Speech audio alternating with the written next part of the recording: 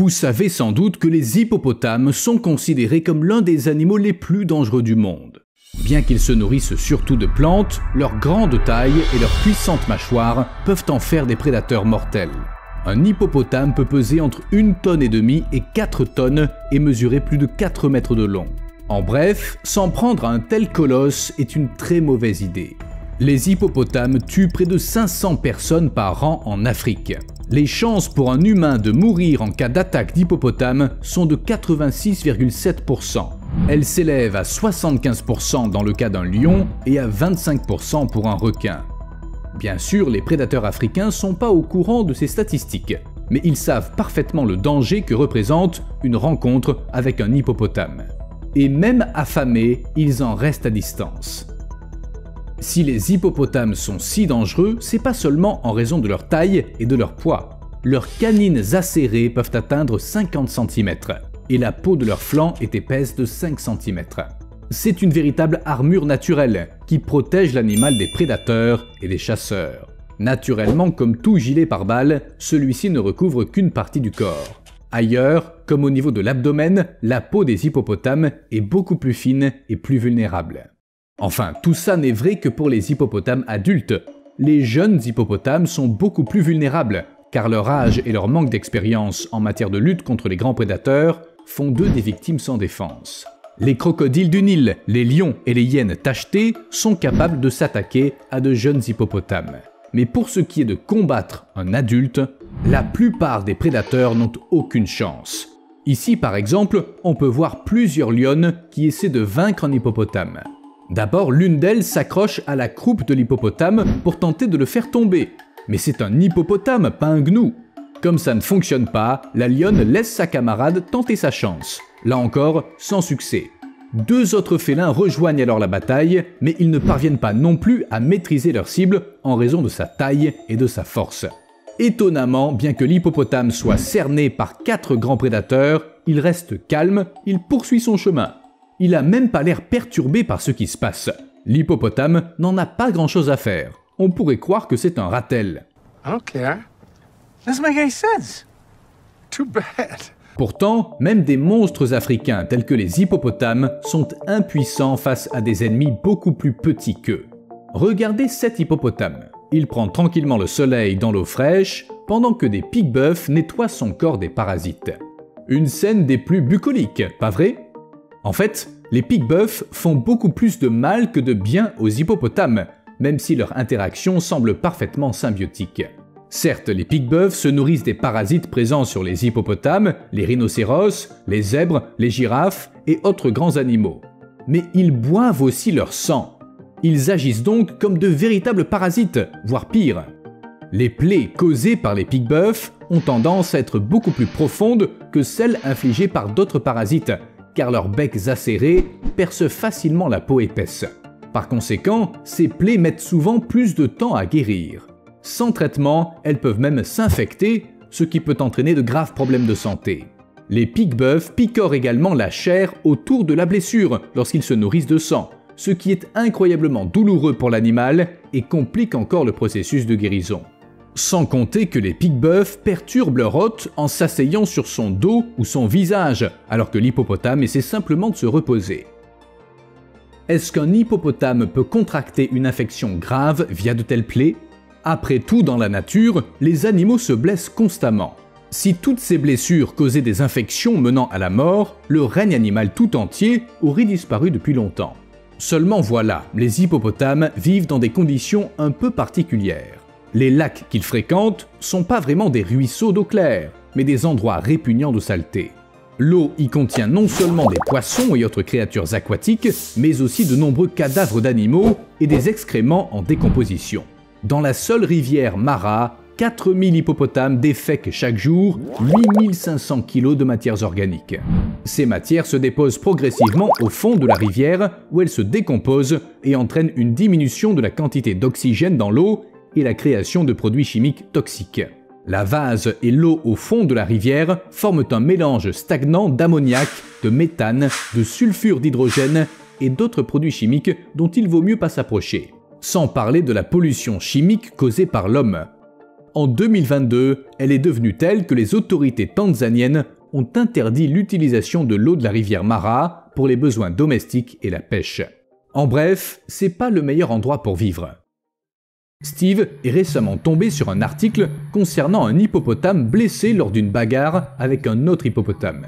Sa blessure a commencé à suppurer, une dangereuse infection s'est installée et l'hippopotame est mort. Ça veut dire que les hippopotames peuvent bel et bien mourir d'une infection consécutive à une blessure. Eh bien, en théorie, oui. Des oiseaux picorent la blessure de l'hippopotame, elle ne peut pas guérir correctement, puis l'hippopotame plonge dans la rivière sale et toutes sortes d'infections l'attaquent joyeusement. Mais alors, pourquoi de tels cas sont si rares dans la nature? Le secret réside dans la sueur sanglante, des sécrétions cutanées antibactériennes qui aident les hippopotames à se protéger non seulement des coups de soleil, mais aussi des infections. C'est comme un antiseptique qui ferait aussi crème solaire. Même les plaies importantes ne s'infectent généralement pas et ne sont pas envahies de bactéries. Même dans de telles conditions, les hippopotames survivent. La sueur sanglante contient de nombreux composés dotés de propriétés antifongiques et antibactériennes. Ça en fait l'un des moyens de défense naturels les plus efficaces contre toutes sortes de parasites. La sueur sanglante forme un film invisible sur la peau qui empêche les micro-organismes de pénétrer dans les plaies ouvertes. Bon, maintenant on sait pourquoi les infections ne peuvent pas pénétrer dans les plaies des hippopotames. Mais et les maladies intestinales comme le choléra? Vivre dans une eau dégoûtante doit provoquer de telles maladies, non? Là encore, les hippopotames ont trouvé la solution. Ils ont évolué pour échapper aux maladies intestinales. La sélection a été simple et impitoyable. Les hippopotames infectés mouraient tout simplement. Mais ceux qui étaient résistants ou peu affectés combattaient la maladie, ils survivaient et ils donnaient naissance à une progéniture résistante au choléra. Et avec le temps, les hippopotames se sont parfaitement adaptés à leur environnement aquatique. Mais revenons-en au pique-bœuf. Le pique-bœuf à bec rouge est un oiseau qui aime passer du temps en compagnie de mammifères sauvages et domestiques comme les vaches pour manger leurs tiques. Mais comme je l'ai dit, les pique-bœufs ne se contentent pas des parasites, ils adorent picorer les plaies. De plus, ces oiseaux se perchent parfois sur les mamelles pour boire du lait. Ça arrive le plus souvent aux impalas, mais il existe des cas de pique-bœuf ayant bu du lait de vache. Il y a environ 1 an, quelqu'un a réussi à capturer des images d'un pique-bœuf patiemment assis sur une clôture attendant qu'une vache sorte des buissons. À cet instant, le pique-bœuf a immédiatement pris son envol et il est venu se poser sur le dos de la vache, puis il s'est déplacé sur son ventre pour boire le sang qui coulait d'une blessure au pis. Sang et lait, c'est un drôle de mélange, mais ça n'a pas l'air de déranger les pique-bœufs. D'ailleurs, ils ne sont pas les seuls à apprécier le lait. Le labe antarctique est un oiseau intelligent qui a déjà été aperçu en train de voler du lait maternel à des éléphants de mer. Vous savez à quoi ressemble un éléphant de mer, pas vrai? C'est un énorme animal, assez amusant, avec un nez ridicule. Le lait d'éléphant de mer est riche en calories, ce qui permet aux oiseaux d'obtenir un maximum de nutriments en un court repas. Les éléphants de mer n'en sont sûrement pas ravis. Mais comment empêcher un oiseau de faire ce qu'il veut quand on ressemble à une saucisse géante? Au fait, les oiseaux de la famille des étourneaux, dont j'aimerais vous parler davantage, sont assez espiègles. Les chercheurs ont remarqué un phénomène intéressant. Les étourneaux tentent souvent de s'emparer des nids que les gens construisent pour les canards. Enfin, qu'ils aident les canards à construire plutôt. Pendant plusieurs semaines, des scientifiques ont observé un étourneau qui ajoutait des détritus tels que du papier et du plastique au nid d'un canard afin de recouvrir les œufs et de le faire ressembler à son propre nid. Parfois, les étourneaux retirent même des morceaux de nid sous les œufs pour les faire tomber et donner l'impression qu'il n'y a jamais eu d'œuf ici. Une fois que le nid est vide, les étourneaux peuvent facilement en prendre possession. Et si le canard essaie de récupérer son bien, l'étourneau le défend avec fureur, comme si c'était lui qui l'avait construit. Les chercheurs ont essayé toutes sortes de moyens de dissuasion, comme des lumières vives, des bruits forts, des miroirs, mais rien n'a arrêté les étourneaux. Jusqu'à ce qu'ils trouvent une solution ingénieuse. Placer des nichoirs pour étourneaux près des nichoirs pour canards. Non seulement les étourneaux ont cessé de harceler les canards, mais ils se sont mis à protéger leurs voisins des autres étourneaux, comme des chiens de garde. Mais vous savez quoi? Les oiseaux de la famille des étourneaux peuvent être dangereux non seulement pour les hippopotames, les vaches et les canards, mais aussi pour vous et moi.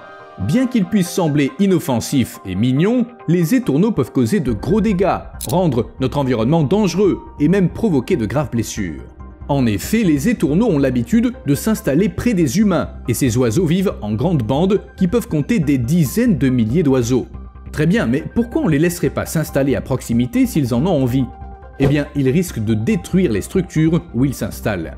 Les étourneaux déchirent l'isolation du toit pour accéder aux combles où ils peuvent rester au chaud et au sec, tout en déchiquetant carton et papier pour faire leur nid. Sans parler du fait qu'ils sont bruyants, qu'ils détruisent les buissons de baies comestibles et qu'ils sont du genre audacieux. Et les étourneaux ne font pas que vivre à côté de nous, ils sèment aussi leurs déchets partout. Les fientes d'oiseaux constituent un sérieux problème pour nos sociétés. Elles rendent l'environnement sale et les routes glissantes, ce qui augmente le risque de chute. Oui, glisser sur des fientes d'oiseaux et tomber est une menace bien réelle. Ces chutes peuvent entraîner des blessures graves. Il est vrai que la plupart des gens en ont un peu honte et qu'ils ne disent à personne qu'ils sont tombés à cause de fientes d'oiseaux. Ça peut se comprendre, moi non plus j'en serais pas fier. Enfin, si vous vous inquiétez du fait que des milliers d'étourneaux soient sur le point de provoquer une apocalypse aviaire, détendez-vous. Les faucons viendront à notre aide. Une volée d'étourneaux peut détruire 80% d'une récolte de baies en 5 heures environ. D'un autre côté, un faucon, bien qu'il ne soit pas très grand, peut attraper jusqu'à 5000 oiseaux. Naturellement, je parle de faucons dressés, guidés par des dresseurs expérimentés qui comprennent le comportement et les besoins de ces oiseaux. De tels prédateurs peuvent débarrasser des bâtiments commerciaux entiers des oiseaux nuisibles qui s'y trouvent en quelques minutes seulement. Mais avant de faire appel à des faucons, on a essayé toutes sortes de moyens pour lutter contre les oiseaux nuisibles, comme des lasers spéciaux ou des appareils à ultrasons. Aucun d'entre eux ne s'est avéré aussi efficace que les faucons. Et puis, employer des faucons est également plus humain et plus beau à voir. Sérieusement, vous avez déjà vu des faucons chasser? À plus.